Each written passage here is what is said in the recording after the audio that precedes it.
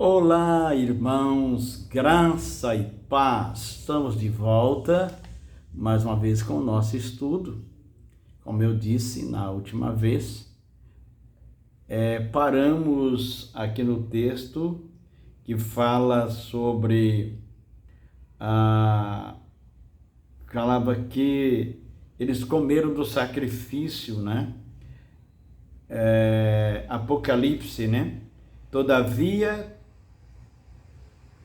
tenho contra ti algumas coisas, pois que tens aí o que sustentam a doutrina de Balaão, o qual ensinava Balaque a armar cilada diante dos filhos de Israel para comerem coisas sacrificadas aos ídolos e praticarem prostituição.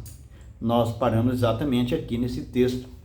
Eu estou fazendo os vídeos curtos, né, para não ficar cansativo. Então, nós vemos aqui que a prostituição continuou acontecendo.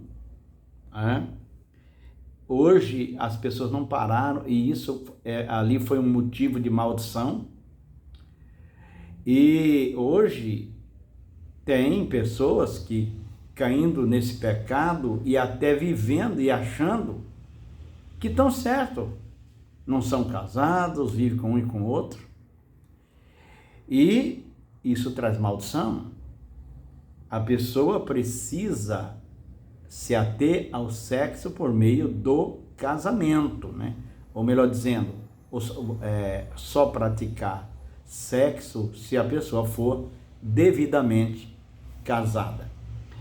Pois bem, como eu estava dizendo, os demônios, eles são capazes de enganar com tamanha habilidade que chegam a criar a falsa impressão de que os ídolos abençoam e respondem à oração. Nós vemos isso em Isaías, capítulo 44 e versículo de número 17. Ali, eles achavam que os ídolos realmente estavam respondendo. Mas quando nós examinamos, vemos que são os demônios que fazem isso. Muitos cristãos nunca deixaram de as práticas estranhas, né? E isso é importante dizer. Creem em sementes de uva para trazer dinheiro, prosperidade, simpatia para a criança andar mais rápido. Eu já conversei com pessoas cristãs que estavam fazendo isso. Veste-se com cores que acreditam ter influência benéfica na virada do ano. É comum você encontrar isso, pessoas que vestem de vermelho, pessoas que vestem de amarelo ou de branco, e são cristãs. Não estou dizendo que não pode ir com essas cores. Estou dizendo de pessoas que fazem isso com esta intenção. E isso não é prática bíblica. E ela vai trazer problema, né? Participam de terapias estranhas ao evangelho. Tem um monte delas que eu já atendi de pessoas fazendo tipo de terapias que tem a ver com o mundo espiritual. E eles acham que está fazendo uma boa coisa. E isso é só o começo, né? Se eu colocar aqui a lista, você vai ficar de boca aberta com tanta coisa que o povo de Deus tem praticado por falta de conhecimento das escrituras, né? Muito bem. A gente fica espantado com o tanto de coisas que a gente ouve. Com tanta coisa estranha no meio do povo de Deus.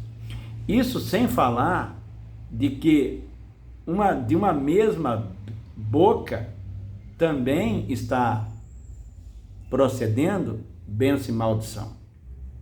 Tiago, no capítulo 3, verso 10 a 12, ele diz assim: de uma só boca procede bênção e maldição. Meus irmãos, não é conveniente que estas coisas sejam assim. Acaso pode a fonte jorrar do mesmo lugar o que é doce e o que é amargoso? Acaso, meus irmãos, pode a figueira produzir azeitona ou a videira figos? Tampouco fonte de água salgada pode dar água doce. Não tem como as duas coisas andarem juntos.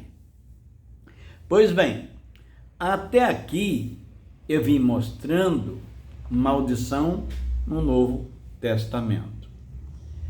Mas a pergunta é: o que diz o Novo Testamento sobre isso? E daqui para frente nós vamos então andar no Novo Testamento. Quando se trata de maldição, o que diz o Novo Testamento? É a pergunta. Uma vez que creem que Jesus levou toda a maldição na cruz, não há mais maldição. Será que isso é verdade? É o que nós vamos ver. Uma pessoa conversando comigo me disse o seguinte: como o senhor explica a existência de maldição no Novo Testamento, pois se compreende como maldição com clareza, o que se pode deduzir que existiu, está tudo no Velho Testamento, e não há como entendermos que isso acontece no Novo Testamento. Eu respondi o seguinte: o fato de eu não entender uma coisa não quer dizer que ela não exista. Então, vamos dar uma examinada em algumas coisas. Nós vemos aqui, por exemplo, vamos ver alguns textos, algumas coisas, alguns textos. Mateus 18, você pode abrir a sua Bíblia aí, verso 23 a 25, nós temos a parábola do credor incompassivo. Embora aqui o assunto que é tratado seja o perdão, porque é ali o que ele está tratando é do perdão, e antes que alguém diga, não, mas isso aqui não tem nada a ver com maldição, isso tem a ver com perdão.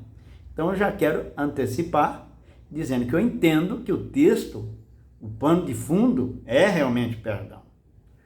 O texto traz várias lições e uma delas é as consequências das nossas decisões. Isso é muito importante entender, que muito daquilo que acontece nas nossas vidas depende do que nós tomamos decisões de fazer, e às vezes elas estão erradas. Então vejamos aqui, como líder que eu sou, eu posso trazer sobre a minha família alegria e paz, ou trazer tristeza e muito sofrimento. Eis o texto. Vamos ler? Diz assim: por isso o reino dos céus é semelhante a um rei que resolveu ajustar contas com os seus servos.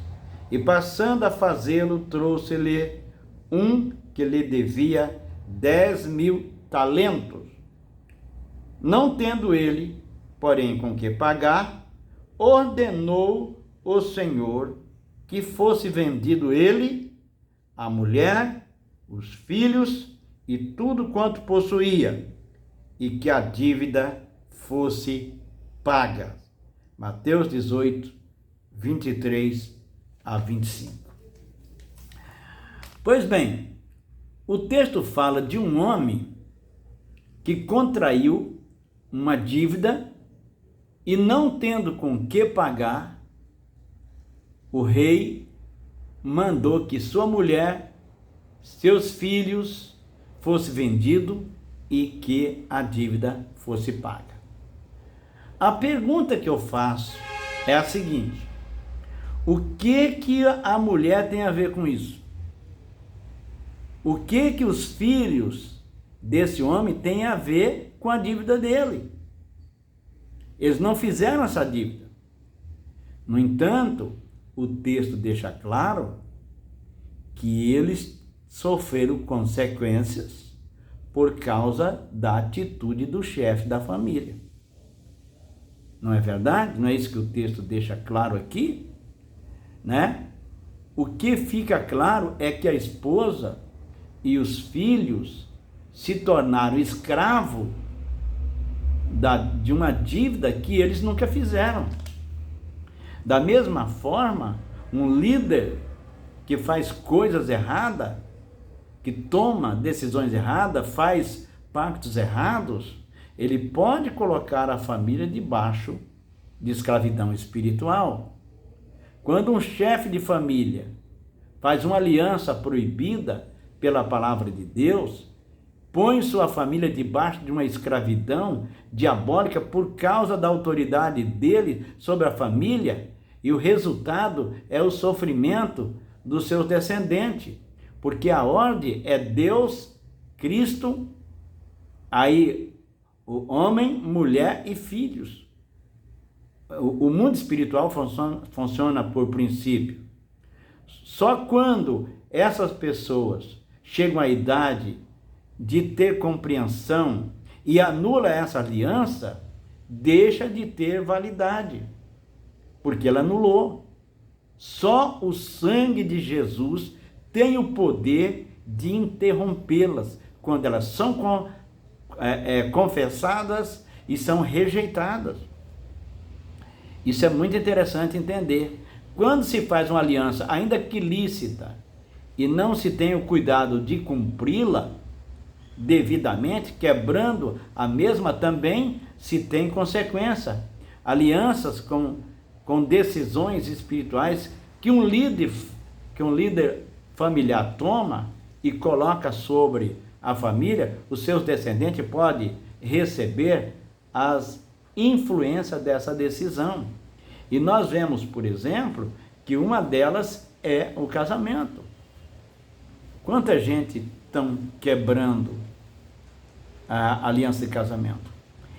E interessante que essa semana eu estava olhando, fazendo uma exegese daquele texto que fala que vão se tornar um, os dois se tornam um. O interessante é que quando nós vamos no original, o sentido ali é colar. É como se soldasse uma peça na outra. E quando você solda uma peça na outra, por exemplo, um ferro você solda com outro, eu quero ver você separar ele sem quebrar. Ou você cola uma folha de papel com outra, tenta separar as duas. Então, eu acho que a nossa compreensão de aliança, muitas vezes, ela é muito vaga. Nós precisamos entender que a aliança quebrada tem consequência. Vamos ficar por aqui, até o próximo vídeo, quando nós vamos continuar falando sobre esse assunto de maldição, como ela aparece no Novo Testamento. O nosso próximo assunto é Mateus 23. Nós vamos falar sobre ele no próximo vídeo. Deus abençoe. Eu oro por você e você ora por mim. Que Deus te abençoe em nome de Jesus.